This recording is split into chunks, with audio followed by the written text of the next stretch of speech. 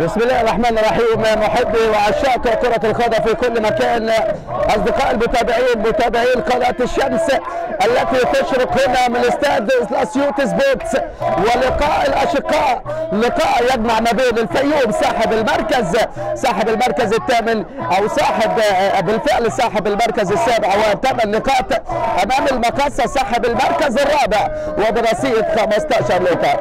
تنطلق أحداث هذه المباراة طبعا وسط أجواء جماهيرية هنا من ملعب اللقاء، ملعب الأسيوط سبورتس الذي يجمع ما بين الأشقاء الفيوم ومصر للمقاصة من أجل الفوز ب3 نقاط غالية جدا في مشوار الفرقتين. وادي الكرة الرأسية، هدف اللقاء لسه بنقول هادي، هي حتته، هي لعبته، هي قبضه على طول. يوسف مظهر يظهر في هذه اللقطة وبرأسية مثالية يسجل أول أهداف اللقاء في شباك أحمد حمدي على طول. واحد لا شيء.